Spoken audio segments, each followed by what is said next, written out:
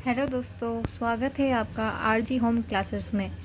मैं आशा करती हूँ कि इससे पहले जो मैंने अभी तक टॉपिक वाइज कॉमर्स सिलेबस से रिलेटेड जितनी भी वीडियो डाली है आपको पसंद आई होगी। एंड मैं आप सब आशा करती हूँ कि आप सब अच्छे होंगे। मैं भी बढ़िया हूँ। चलिए आज के टॉपिक के लिए हम चलते हैं कि आज हम क्या पढ़ने वाले हैं। पहले ये हम देख लेते हैं, और आज हम क्या पढ़ने वाले हैं उससे जानने से पहले हम ये देख लेते हैं कि हमने अभी तक क्या क्या पढ़ लिया है, क्या क्या कोर्स कवर कर लिया है। ठीक है, तो हमने अभी तक कॉमर्स सिलेबस में बेसिक एंड फाइनेंशियल अकाउंटिंग में types of account and basic accounting terms हम कंप्लीट कर चुके हैं।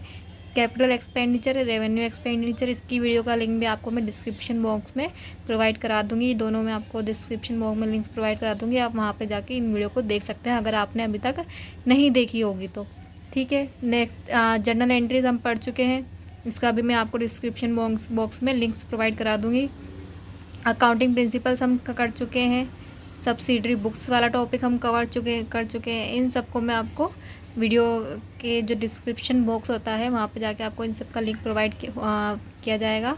अगर आपने अभी तक ये वीडियोस नहीं देखी है तो आप ज़रूरी वीडियो देखिए जाके, क्योंकि इससे आपका बेस कंप्लीट होगा। बेसिक जो नॉलेज होती है कॉमर्स से रिलेटेड सब्जेक्ट अकाउंटिंग की वो आपको इस टॉपिक में मिल जाएगी सारी। अगर ये आपका बेस अच्छा नहीं होगा तो आपको आगे वाली वीडियो में थोड़ी तकलीफ हो सकती है। तो इसलिए मैं रिकमेंड करूँगी आपको कि पहले ये वीडियो जाके देखें ताकि आप अच्छे से सारे टॉपिक कवर कर सकें। ठीक है, अभी तक हमने सब्सिडरी बुक्स तक पढ़ लिया है। अकाउंटिंग स्टैंडर्ड एक बहुत बड़ा टॉपिक है तो इसे हम थोड़ा बाद में कवर करेंगे। इसलिए सबसे पहले हम जो टॉपिक कवर करेंगे इससे पहले डेप्रिसिएशन। तो हम आज जो हमारा टॉपिक है वो क्या होगा, डेप्रिसिएशन। आज हम पढ़ेंगे डेप्रिसिएशन के बारे में, यानी मूल्यह्रास के बारे में। तो चलिए आज मैं लेके चलती हूँ आपको आज के टॉपिक पे, मूल्यह्रास। आज का टॉपिक हमारा क्या है, डेप्रिसिएशन। तो डेप्रिसिएशन को हिंदी में क्या कहते हैं, मूल्यह्रास। इसको लेटिन लैंग्वेज यानी लेटिन भाषा में क्या कहते हैं, डेप्लीशन। जो हमारे जो कॉम्पिटिटिव एग्ज़ाम होते हैं जैसे जूनियर अकाउंटेंट हो गया, यूपीसीजी वगैरह, जितने भी कॉमर्स से रिलेटेड अगर कोई एग्ज़ाम होते हैं अपने कॉम्पिटिटिव में, तो जो क्वेश्चन पूछा जाता है वो इस तरह से भी पूछा जा सकता है कि डेप्रिसिएशन को लैटिन भाषा में क्या कहते हैं। तो आपको अगर बहुत सारे ऑप्शन देंगे तो आप उसमें किस में टिक लगाओगे, डेप्लीशन पे आप उस पर टिक लगाओगे। ठीक है, ये हो गया हमारा पहला पॉइंट। अब इसका अर्थ क्या होता है, फिक्स एसेट के निरंतर उपयोग से मूल्य में होने वाली कमी। जब भी हम कोई भी फिक्स एसेट्स खरीदते हैं जैसे लैंड बिल्डिंग हो गया, फर्नीचर हो गया, कार हो गया, ये सब जो फिक्स एसेट्स मतलब फर्नीचर नहीं, सॉरी, फिक्स एसेट्स यानी स्थायी संपत्तियाँ जैसे लैंड एंड बिल्डिंग हो गया, इनमें और भी बहुत सारी है, एग्जांपल मुझे याद नहीं आ रहे अभी। गुडविल हो गया, ये इंटेंजिबल होती है। तो जो फिक्स एसेट्स, हाँ फिक्स एसेट्स, कार वगैरह, फर्नीचर वगैरह, ये सारी क्या होती है, हमारी फिक्स एसेट्स के अंदर ही आती है। जब हम इनका उपयोग करते हैं तो इनके क्या होता है, मूल्य में कमी होने लगती, मतलब उसका जब हम यूज़ करते हैं तो वो धीरे धीरे ख़राब होने लगती है। तो उससे क्या कहते हैं, मूल्य। जैसे जैसे ख़राब होती जाती है कोई वस्तु तो उसकी जो मूल्य होता है, जितने में हमने खरीदी थी, अगर उसको हम रीसेल करने जाते हैं तो उसके मूल्य में गिरावट होने लगती है। जितने में हमने खरीदी थी हम उसको उतने में नहीं बेच पाते हैं। तो जो ये जो मूल्य में गिरावट होती है उसको क्या करते हैं, हम डेप्रिसिएशन कहते हैं। तो क्या होता है, फिक्स एसेट के निरंतर उपयोग से मूल्य में होने वाली कमी क्या कहलाती है, डेप्रिसिएशन कहलाती है।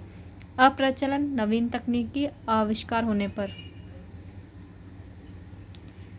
ये कुछ है नहीं। अप्रचल मतलब नवीन तकनीकी के कारण या आविष्कार होने पर इसका क्या अप्रचल हो जाता है। डेप्रिसिएशन एक क्या होता है, अप्रचल मतलब अगर कोई भी हमने नई तकनीक ईजाद करी या आविष्कार किया तो वो क्या हो जाती है, अप्रचल हो जाती है, मतलब अब वो चलने वाली नहीं रहती है। तो उसको भी अपन क्या कहते हैं, डेप्रिसिएशन में ही इंक्लूड करते हैं। रिक्तीकरण, प्राकृतिक संसाधन का निरंतर उपयोग। एक तो होती है फिक्स एसेट्स के, अगर हम उसका उपयोग कर रहे हैं, अगर हम कोई प्राकृतिक संसाधन होता है जो भी, अगर हम जिसको जैसे तेल के कुएँ, इनको अगर हम निरंतर उपयोग करते हैं तो क्या होता है, रिक्त हो जाता है, खाली हो जाता है। तो उसको क्या कहते हैं, रिक्तीकरण कहते हैं। अप्रचल क्या होता है, आविष्कार होने से जो भी अगर कमी होती है तो उसके कारण क्या होता है, अप्रचल होता है। परिशोधन माने इंटेंजिबल एसेट पर जो परिशोधन होता है वो किस पे होता है, इंटेंजिबल। अप्रचल समझ में आ गया। अप्रचल क्या होता है, नवीन तकनीक से रिलेटेड होता है। रिक्तीकरण किससे होता है, प्राकृतिक संसाधनों का निरंतर उपयोग से होता है। परिशोधन किससे रिलेटेड होता है, इंटेंजिबल एसेट, जैसे गुडविल रिटर्न ऑफ कर दी हमने, आयगत वगैरह। ठीक है, ये गुडविल वगैरह, पेटेंट, नो हाउ, ये सॉफ्टवेयर वगैरह, ये किस में आते हैं, इंटेंजिबल एसेट। इंटेंजिबल एसेट क्या होती है, जिसे देखा तो जिसे छुआ नहीं जा सकता, देखा और छुआ नहीं जा सकता। आयगत हानि, रेवेन्यू लॉस। ये मूल्यह्रास क्या होता है? एक आयकर हानि होती है, रेवेन्यू लॉस होती है। और इसकी जो परिभाषा है किसमें दे रखी है? लेखांकन मानक 6 के अनुसार। ये सारे पॉइंट बहुत इंपॉर्टेंट है। इससे रिलेटेड क्वेश्चन में हमेशा जो स्टार्टिंग में जब भी टॉपिक स्टार्ट करती हूँ तो उसके साथ में मैं सारे जो जितने भी पॉइंट लिखाती हूँ ये बहुत ही इंपॉर्टेंट पॉइंट्स होते हैं, क्योंकि इससे रिलेटेड हमेशा क्वेश्चन में मैक्सिमम क्वेश्चन में पूछे जाते हैं। ठीक है, तो ये लेखांकन मानक 6 के अनुसार है। Depreciation does not charge on land.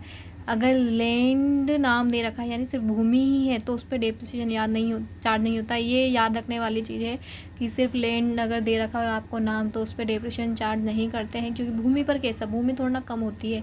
Land and building, land है उस पर बिल्डिंग बन रही है तो उस पर हम डेप्रिसिएशन चार्ज करते हैं। सिर्फ लैंड पे डेप्रिसिएशन चार्ज नहीं होता है।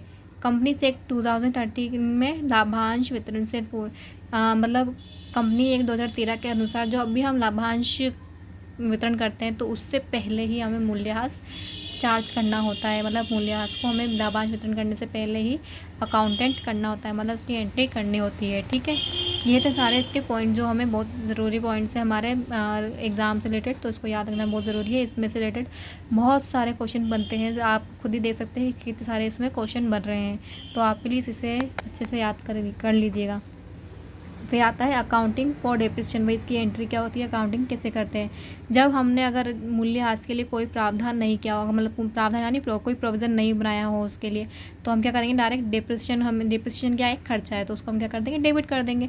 और डेप्रिसिएशन से क्या हो रहा है कि जो अपनी संपत्ति है, एसेट्स है, उसके मूल्य में कमी हो रही है। तो अगर कोई भी संपत्ति में कमी होती है तो हम क्या कर देते हैं? उसे टू फिक्स्ड एसेट्स, तो क्या कर देते हैं? To fixed assets. वर्ष डेप्रिसिएशन को वर्ष के अंत में लाभ हानि में हस्तांतरण। अब जैसे हमने डेप्रिसिएशन तो चार्ज कर लिया फिक्स एसेट्स पे, अब इसको हम कहाँ पे हस्तांतरण करेंगे? पी&एल अकाउंट में इसको ट्रांसफ़र करेंगे। तो P and L account debit to depreciation account, ये होगी ट्रांसफ़र की एंट्री। ठीक है, और अगर सेकंड आता है जब अगर हमने इसके लिए प्रोविज़न कर रखा हो, पहला तो होता है क्या? डेप्रिसिएशन के लिए हमने प्रोविज़न नहीं बना रखा हो। सेकेंड है अगर हमने उसके लिए प्रोविज़न बना रखा हो तो क्या आता है? प्रावधान करने पर पहले हम प्रोविज़न बना रखा हो तो हम क्या करते थे? Depreciation account debit to fix assets करते थे। अगर हमने प्रोविज़न बना रखा तो हम क्या कर देंगे? Depreciation account debit to provision for depreciation, तो हम उसको प्रोविज़न फॉर डेप्रिसिएशन से चार्ज करेंगे। फिर जो है डेप्रिसिएशन उसको पी&एल में ट्रांसफ़र कर देंगे, P&L account debit to depreciation. इन दोनों में सिर्फ इतना सा फ़र्क है कि अगर आपने प्रावधान बना रखा है तो आपको, प्रावधान नहीं बना रखा है तो आपको फिक्स एसेट से चार्ज करना है, और अगर आपने प्रावधान बना रखा है तो प्रोविज़न फॉर डेप्रिसिएशन अकाउंट से चार्ज करना है सिर्फ, और कुछ भी डिफरेंस नहीं है इसमें। ठीक है, उपरोक्त फर्स्ट एंड थर्ड के स्थान पर निम्नांकित प्रविधि भी की जा सकती है। जो अपने पी&एल में है, अपने डेप्रिसिएशन को ट्रांसफ़र करा था उसको हम टू प्रोविज़न फॉर डेप्रिसिएशन में अकाउंट में भी ट्रांसफ़र कर सकते हैं। डेप्रिसिएशन अकाउंट की जगह to provision for depreciation account भी लिख सकते हैं। ठीक है, ये एंट्रीज आपको याद रखनी है, इसी से रिलेटेड भी हमेशा क्वेश्चन पूछे जाते हैं। अब हम देख लेते हैं कि इसके कितने मेथड होते हैं, डेप्रिसिएशन चार्ज करने के कितने मेथड है। वैसे तो आई थिंक बहुत सारे मेथड हैं, हम चलो एक एक बारी बारी चलते जाते हैं। स्थायी किस्त विधि यानी fixed instalment method, other name इसको क्या नाम जाना जाता है? सिंपल लाइन मेथड भी जाना जाता है, मूल लागत विधि भी जाना जाता है। मूल लागत पर हास की गणना, इसमें जो एग्जैक्ट मूल्य होता है ना उस पर हास की गणना की जाती है। मरम्मत खर्च कम, इसमें जो कम है मरम्मत खर्च, ये कुछ रिलेटेड नहीं है। ठीक है, लागत कैसे ज्ञात करेंगे? अब हमने बोला है इसकी जो मूल लागत होती है उस पर हम डेप्रिसिएशन चार्ज करते हैं, तो वो मूल लागत कैसे निकालेंगे हम? क्रय मूल्य प्लस भाड़ा प्लस स्थापना व्यय, जो हमने खरीदा उसको खरीदने के बाद जितना भी हमने भाड़ा दिया और उसको स्थापना व्यय तक लाने के लिए हमने जो भी हमने खर्चा किया है उससे क्या कहते हैं? ये अपनी मूल लागत में इंक्लूड होगा। अब हम डेप्रिसिएशन कैसे निकालेंगे? डेप्रिसिएशन की दर, अगर हमसे कोई बोलते हैं कि भाई आपको मूल्यह्रास की रेट निकालनी है तो कैसे निकालेंगे? जितना भी हमने डेप्रिसिएशन चार्ज किया है पूरे साल का वो डिवाइड बाय कॉस्ट हमने देखा, हमने फॉर्मूला की कॉस्ट कैसे निकालते हैं वो इंटू 100, तो हम इससे कैसे निकाल सकते हैं? डेप्रिसिएशन की दर निकाल सकते हैं। ठीक है, इसमें से इतना सही है, आपको इतना सही याद रखने की ज़रूरत है, ज़्यादा कुछ नहीं पढ़ना है इसके अंदर हमें। फिर आता है क्रमागत शेष विधि, ये बस इनके नाम भी याद रखना कि कितने मेथड होते हैं, कौन कौन से मेथड होते हैं, इनको क्या कहते हैं। इसमें मरम्मत खर्च अधिक हो, वो जब फिक्स एसेट्स जो होती है सिंपल लाइन मेथड वो कब काम आता है? मरम्मत खर्च जब कम हो, और जब मरम्मत खर्च अधिक हो तो हम कौन सी विधि यूज़ करते हैं? क्रमागत शेष विधि। ये सर्वश्रेष्ठ एवं वैज्ञानिक विधि है। ये सबसे ज़्यादा यूज़ होने वाली विधि है और इसे वैज्ञानिक विधि भी कहा जाता है। वैज्ञानिक के जो वैज्ञानिक होते हैं उनके लिए सबसे जो उन्होंने जो जिस विधि को अप्रूव किया है वो मैक्सिमम यही है। ये क्या है, सर्वश्रेष्ठ वैज्ञानिक विधि है। वैज्ञानिक जो यूज़ करते हैं उसे वो कौन सी यूज़ करते हैं, क्रमागत शेष विधि ही यूज़ करते हैं। अंकों के योग में विधि, नंबर ऑफ ईयर मेथड। इसमें एग्जांपल से समझेंगे इस मेथड को हम। जैसे हमारी एसेट्स दे रखी है 1 लाख की, इसके वैल्यू दे रखा है 10,000 की, और लाइफ कितनी दे रखी है 5,000 की। तो हम सबसे पहले एसेट्स निकालेंगे कि एसेट्स का मूल्य क्या है। तो एसेट्स 1 लाख की थी, उसका स्क्रैपफुली हम लेस कर देंगे। स्क्रैपफुली मतलब होता है अवशिष्ट मूल्य जो लास्ट में बच जाता है, तो उससे उसको हम क्या, एसेट्स की कॉस्ट में वो हमारे लिए एक तरह से सेल फ़ायदा ही होता है, तो उसको हम के कॉस्ट कम कर लेंगे अपनी। तो अपनी जो एसेट्स की कॉस्ट बच जाएगी, कितनी बच जाएगी, 90,000 की। और हम जो कितने साल अब हम निकालते हैं इसका साल निकाल लेते हैं कितने टोटल कितना हो जाएगा, क्योंकि इसका नाम क्या है, अंकों के योग की विधि। तो हमें पूरे योग निकालना है इसका। तो कैसे निकालेंगे, 5 साल का है, 5 से चलेंगे, 5 + 4 + 3 + 2 + 1। इस तरह से हम इसका एक एक बारी करके जितने भी साल से वहाँ से स्टार्ट करते लिखते जाएंगे, लेस करते हुए एक एक अंक। ठीक है, तो फिर सम का टोटल लगाएंगे तो कितना आ जाएगा, 15। तो हम फर्स्ट ईयर के लिए डेप्रिसिएशन निकालेंगे तो कितना निकालेंगे, 5/15 × 90,000। इस तरह से ये सारे सेकंड ईयर के भी निकाल लेंगे, थर्ड ईयर के भी निकाल लेंगे, फोर्थ ईयर के भी निकाल लेंगे और फिफ्थ ईयर का भी निकाल लेंगे। तो इस तरह से हम सारे सालों का हम डेप्रिसिएशन निकाल लेंगे। ये निकल गया हमारा अंकों की योग की विधि के अनुसार डेप्रिसिएशन। अब आता है एन्युटी मेथड। एन्युटी मेथड यानी वार्षिक विधि, वार्षिकी विधि। ये जो होती है लीज संपत्ति, उस पर एन्युटी मेथड लगाते हैं हम। नॉर्मली लीज पर संपत्ति लेने पर जो यूज़ आता है, कौन सा मेथड काम आता है, एन्युटी मेथड काम आता है। इसके लिए विनियोजित राशि, इंटरेस्ट पर भी डेप्रिसिएशन। हमें इसके लिए क्या क्या कैलकुलेशन की क्या क्या चाहिए, कैपिटल एम्प्लॉयड चाहिए, और इसमें जो इंटरेस्ट होता है उस पर भी डेप्रिसिएशन चार्ज होता है।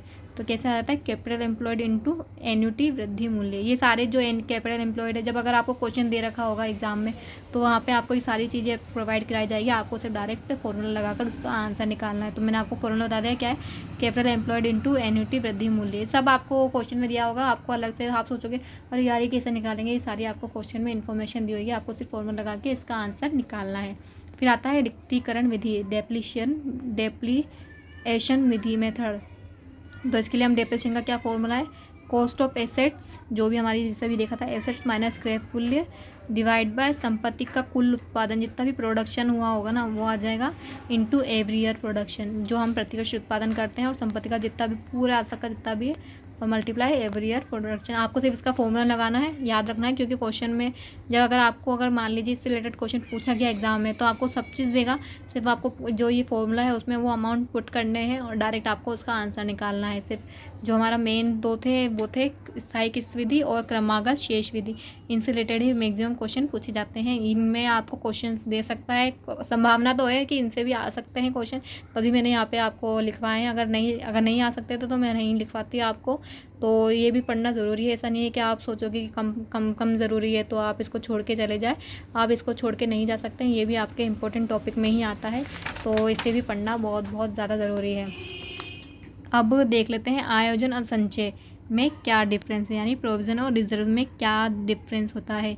जो प्रोविज़न होता है ना, वो हमें ज्ञात हानियों पर निकालते हैं कि भाई हमें पता है कि हमें लॉस होने वाला है, तो हम उस पर क्या बनाते हैं, प्रोविज़न बनाते हैं। पर हमें ये ही नहीं पता कि हमें हानि होने वाली है या नहीं, तो अगर हम उसके लिए कोई रिजर्व कुछ भी अगर आयोजन करते हैं तो वो क्या कहलाता है, रिजर्व कहलाता है, ना कि आयोजन। तो इसमें क्या पहला डिफरेंस हो गया कि जो प्रोविज़न है वो ज्ञात हानियों पे बनता है और जो रिजर्व है वो अज्ञात हानियों पे बनता है। इसकी राशि अज्ञात होती है और दोनों की राशि अज्ञात होती है। हमें आने राशि का तो दोनों में ही पता नहीं होता है कि दोनों की राशि कितनी है, तो दोनों ही राशि अज्ञात होती है। जो प्रोविज़न है उसका निर्माण P&L अकाउंट से किया जाता है। प्रोविज़न अपन जो बनाते हैं तो कहाँ से बनाते हैं, P&L अकाउंट से ही उसका अमाउंट निकालते हैं। और रिजर्व के लिए P&L अप्रोप्रिएशन अकाउंट का यूज़ किया जाता है। प्रोविज़न बनाना अनिवार्य है, इसको हम कंपलसरी मानेंगे क्योंकि हमें बनाना ही पड़ता है, चाहे कुछ भी हो या नहीं हो। पर रिजर्व हमारे लिए ऐच्छिक है, हम चाहे तो बना सकते हैं और नहीं चाहे तो वह नहीं बनाया तो नहीं बनाए। ठीक है। इसका फिफ्थ क्या है डिफरेंसेस, लाभांश वितरण में राशि का उपयोग नहीं किया जाता है। जब भी हम अगर प्रॉफिट डिस्ट्रीब्यूशन करते हैं है तो इसका उपयोग नहीं लिया जाता है। प्रोविज़न का उपयोग हम नहीं ले सकते हैं, पर रिज़र्व का उपयोग हम लाभांश वितरण में ले सकते हैं। एग्जाम्पल प्रोविज़न जैसे provision for tax, provision for bad डेब्ट, प्रोविज़न फॉर डेप्रिसिएशन, ये किस में आते हैं? प्रोविज़न वाले, आयोजन वाले एग्जाम्पल में आते हैं। और रिज़र्व में क्या क्या एग्जाम्पल, जैसे general reserve, dividend, equalisation reserve, ये सारे किस में एग्जाम्पल है? रिजर्व के एग्जाम्पल है। जो प्रोविज़न है लाभों पर प्रभार है, मतलब लाभ हो या ना हो तब भी हमें बनाना अनिवार्य है। और ये जो रिज़र्व बनाते हैं हम क्या है? लाभों का नियोजन, हम लाभों का नियोजन करने के लिए ही बनाते हैं, ना कि कम। जैसे हमने पढ़ा कि जो प्रोविज़न है वो कंपलसरी है, तो वो क्या होता है? लाभों पर प्रभाव, मतलब चाहे हमें लाभ हो या हानि पर हमें बनाना ज़रूरी है। प्रोविज़न लाभों का नियोजन है, हम लाभों का नियोजन करने के लिए रिजर्व बनाते हैं। ठीक है, इसमें 2 क्वेश्चन पहले देख लेते हैं।